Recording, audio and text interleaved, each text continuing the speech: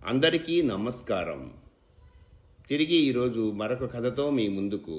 కథ పేరు కామరాజు గేదెలు భీమరాజు పాదులు. ఇక కథలోకి వెళితే, కాతేరు గ్రామంలో కామరాజు అనే కరణాల పిల్లవాడు ఉండేవాడు. చిన్నప్పుడే తండ్రి పోయినందువల్ల చదువు సంధ్యలు ఏమీ అబ్బలేదు. వాడి తల్లి గౌరమ్మ, చదువుకోరా నాయనా, చదువుకుంటే నీకు మంచి ఉద్యోగం వస్తుందిరా అని బతిమాలేది. ఉద్యోగమా అమ్మ? ఏం ఉద్యోగం వస్తుందే అని అడిగాడు కామరాజు. కామరాజు అలా అడిగేటప్పటికీ ఐతంపూడి గ్రామంలో ఆవిడ అన్న అయిన హనుమాన్లు చేస్తున్న ఉద్యోగం జ్ఞాపకం వచ్చింది ఆవిడకి. ఆ ఉద్యోగం పేరేమిటో ఆవిడకి తెలియదు, కానీ అదేదో చాలా గొప్ప ఉద్యోగమనే ఆమె అనుకుంటుంది.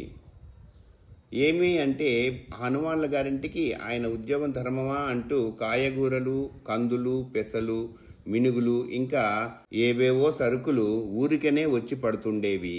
చుట్టుపక్కల రైతులంతా బళ్ల మీద గడ్డి బొద్దులు తెచ్చిపడేసి పెరట్లో మేట్లు వేసిపోతుండేవారు.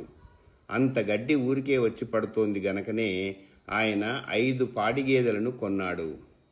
అవన్నీ జ్ఞాపకం వచ్చి గౌరమ్మ కొడుకుతో, హనుమాన్లు మామయ్య చేసే ఐతంపూడి ఉద్యోగం లాంటి ఉద్యోగం నీకు కూడా వస్తుందిరా నాయనా. మామయ్య 5 గేదెలను కొన్నాడు. వాళ్ళింట్లో రోజు 3 పూట్ల గడ్డ పెరుగు వేసుకొని జుర్రుతారు తెలుసా. నువ్వు కూడా మామయ్యకు మళ్ళీ చదువుకొని అలాంటి ఉద్యోగం చేస్తావా? అతనికి మళ్ళీ 5 గేదెలు కొనుక్కొని మేపుకోవచ్చు. రోజు కమ్మటి గడ్డ పెరుగు వేసుకొని జుర్రవచ్చు అంది. గడ్డ పెరుగు అనటంతోనే కామరాజుకి నోరు ఊరింది. అటైతే నేను తప్పకుండా చదువుకొని ఐతంపూడి ఉద్యోగం చేస్తానే అమ్మా, 5 గేదెలను కొంటానే అంటూ వాడు ఆ రోజు నుంచి బళ్ళోకి వెళ్ళటం మొదలెట్టాడు. బళ్ళోకి వెళ్ళేవాడు, కానీ వాడి ధ్యానం మాత్రం మేస్టర్ చెప్పే పాఠం మీద ఉండక, ఐతంపూడి ఉద్యోగం అయ్యాక తాను కొనబోయే గౌడ గేదెల గడ్డ పెరుగు మీదనే ఉండేది. ధ్యానం మరో చోట ఉండడం చేత ఎన్నేళ్లు బళ్ళోకి వెళ్ళినా కామరాజుకి చదువు రాలేదు. ఐతంపూడి ఉద్యోగం చేసేటంత చదువు కాదు గదా, చేవ్రాలు చేసేపాటి చదువైనా అబ్బలేదు.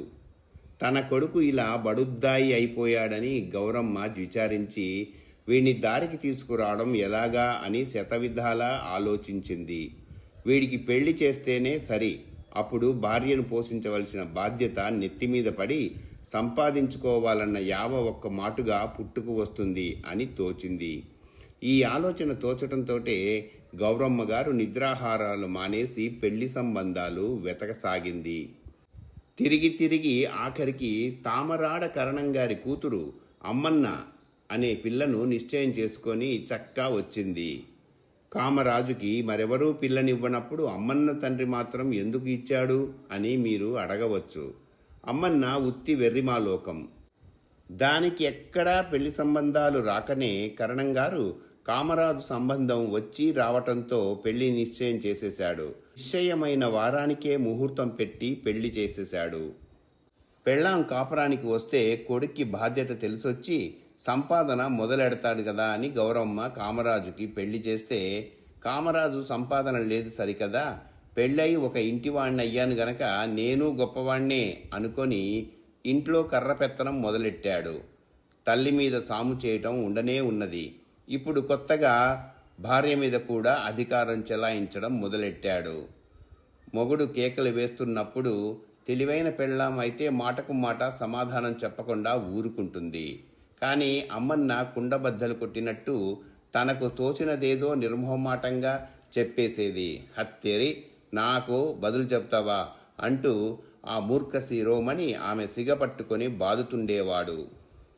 ఇలా ఉండగా ఒకనాడు ఐతంపూడి నుంచి గౌరమ్మ గారింటికి ఒక శుభలేఖ వచ్చింది. హనుమాన్లు గారు రాసిన శుభలేఖ అది. ఆయన కొడుకు వీరభద్రుడికి పెళ్ళట. చెల్లెలు విని సంతోషిస్తుందని హనుమాన్లు గారు ఆ పసుపు బొట్ల కార్డులో కట్నం కానుకల వివరాలు కూడా రాశాడు. వీరభద్రుడికి 2000 రూపాయల కట్నం అంట. కట్నం సంగతి తెలిసి గౌరమ్మ గారు సంతోషించింది, గాని క్రమంగా ఆ సంతోషమంతా అసూయగా మారింది. కామరాజును చూసి ఆవిడ, వాజమ్మవు, ఒక్క దమ్మిడి అయినా కట్నం సంపాదించలేకపోయావు కదా నువ్వు. ఎలా సంపాదిస్తావులే? చదువు ఉంటేగా. వీరభద్రుడంటే చదువు సంధ్య ఉన్నవాడు. వాళ్ళ నాన్నకు మళ్ళీనే వాడు కూడా పెద్ద ఉద్యోగం చేస్తాడు. కట్నం ఇచ్చారంటే అబ్బరమేముంది అని తన బాధ వెళ్ళబోసుకుంది. కామరాజుకు అలాంటి అసూయ బాధ లేదు. కానీ ఆ శుభలేఖతో ఒక్క మాటుగా ఐతంపూడి ఉద్యోగం, 5 గేదెల పాడి, కమ్మటి గడ్డ పెరుగు జ్ఞాపకానికొచ్చాయి. ఆ ఉద్యోగం ఎలాగైనా సంపాదించి గేదెల్ని కొని పెరుగు జుర్రుకోవాలన్న కోరిక మళ్ళీ ఒక మాటు కలిగిందతనికి. అదే సమయానికి ఎండబెడదామని అమ్మన్న పట్టుకు వెడుతూ ఉన్న పెద్ద ఊరగాయ బాన అతని కంటబడింది. తను గేదెల్ని కొంటే ఆ పాలన్నీ కాచడానికి ఆ మాత్రం కుండైనా ఉండాలే అనిపించింది కామరాజుకి. దానికి సరిపడ్డ పెద్ద దాళీ వేసి అంత కుండతోటి తన భార్య పాలు కాస్తున్నది అనుకున్నాడతను. వెంటనే మరొక్క ఆలోచన వచ్చింది అతనికి. 5 గేదెల పాడి తన పెళ్ళాం చేతి మీద కదా నడుస్తున్నది. తన భార్యకు పుట్టింటి వాళ్ళంటే తగని అభిమానం, మక్కువ కదా. అంచేత అది వెన్నంతా కూడబెట్టి నెయ్యి కాచి ఆ నెయ్యి అంతా తామరాడ పంపించేది కదా. ఇది అతనికి పట్టుకున్న బాధ. ఆ సంగతి ఏమిటో అప్పుడే తేల్చుకోవాలని తోచి కామరాజు అమ్మన్నని నిలుచున్న పటాన్న రమ్మన్నాడు. ఆ అమ్మాయి వచ్చి ఎందుకు అని అడిగింది. నాకు ఐతంపూడి ఉద్యోగం అయితే గీతే నువ్వు 5 గేదెల పాడి చేస్తే గీస్తే మీ వాళ్ళకి పోస్తావా, మా వాళ్ళకి పోస్తావా అని అడిగాడు కామరాజు. మీ వాళ్ళకెందుకు పోస్తాను, మా వాళ్ళకే పోస్తాను అన్నది అమ్మన్న. ఆ మాట వినేటప్పటికీ కామరాజుకి ఒళ్ళు మండిపోయింది. ఉబ్బెత్తుగా లేచి వెళ్ళి మీ వాళ్ళకే పోస్తావే, మీ వాళ్ళకే పోస్తావే అని పళ్ళు కొరుకుతూ అమ్మన్నను తెగ బాదడం మొదలెట్టాడు. అమ్మన్న చేతిలో ఉన్న ఊరగాయ కుండ కిందపడి బడేలుమని ముక్కలు ముక్కలైపోయి ఊరగాయంతా నేలపాలైపోయింది. అదే సమయానికి వాళ్ళ వీధి తలుపు కూడా భళ్ళుమని చప్పుడై తెరుచుకొని చెయ్యెత్తు మనిషి ఒకడు లోపల ప్రవేశించి పెళ్ళాన్ని బాత్తోన్న కామరాజును జుట్టు పట్టుకొని కింద పడేసి గొడ్డును మోదినట్లు మోదడం మొదలెట్టాడు. ఆ దెబ్బలతో కామరాజు చచ్చిపోయాన్రా రోయ్ అని గోల చేయసాగాడు. ఆ గలాభా విని లోపల నుంచి గౌరమ్మగారు, పక్కింటి నుంచి పేరమ్మగారు, వీధిలోంచి వీరమ్మగారు పరిగెత్తుకొచ్చి కామరాజును ఆ వచ్చిన భీమరాజు చేతుల్లోంచి తప్పించారు. ఆ వచ్చిన భీమరాజు మరెవరో కాదు, అమ్మన్న అన్నగారే. చెల్లెల్ని పండగకు పుట్టింటికి తీసుకువెళదామని తామరాడ నుంచి వచ్చిన కామరాజు బావమరిది. అక్కడ మూగిన అమ్మలక్కలంతా సంగతేమిటో తెలియక విస్తుపోయి చూస్తూ ఉంటే గౌరమ్మే ఆఖరికి భీమరాజును అడిగింది. ఏం భీమరాజు, కామరాజును అలా బాధేశావు అని. వీడు మా చెల్లెల్ని ఎందుకు బాదుతున్నాడో కనుక్కోండి ముందు అన్నాడు భీమరాజు. ఏమిరా నాయనా, ఏమొచ్చిందిరా అన్నది తల్లి. ఇంతకంటే ఏం కావాలే అమ్మా, గేదెల పాడి అంతా తన వాళ్ళకే గాని మన వాళ్ళకి పొయ్యదట. ఇలా అన్నదాన్ని కొట్టాలా చీల్చేయాలా అన్నాడు కామరాజు పళ్ళు కొరుకుతూ. ఆ మాట విన్న పేరమ్మగారు, గేదెల పాడి అంటావేమిటి కామరాజు, మీకు గేదెలెక్కడివి అని అడిగింది. ఎక్కడివేమిటమ్మా, కొంటాను అన్నాడు కామరాజు తడుముకోకుండా. ఎలా కొంటావు, కొని ఎలా భరిస్తావు అని అడిగింది పేరమ్మ.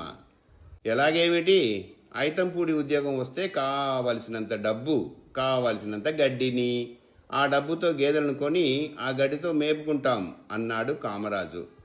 ఏడిసినట్టే ఉంది నీ తెలివి అంటూ పేరమ్మగారు బుగ్గన వేలెట్టుకుంది.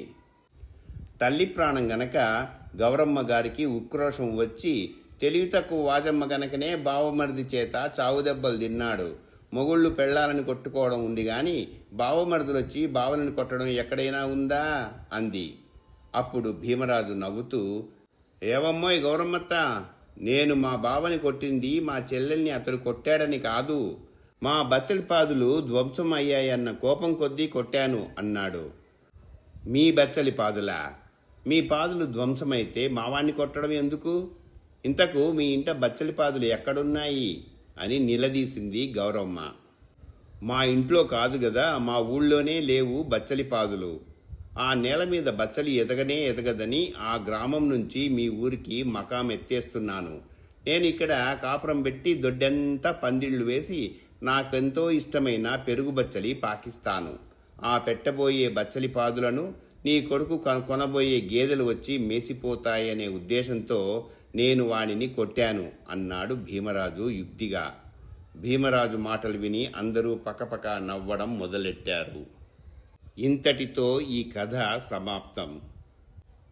ఈ కథ మీకు నచ్చినట్లయితే లైక్ చేయండి, కామెంట్ చేయండి, మర్చిపోకుండా షేర్ చేయండి, తప్పకుండా సబ్స్క్రైబ్ చేయండి. అందరికీ ధన్యవాదాలు. ఇక సెలవు.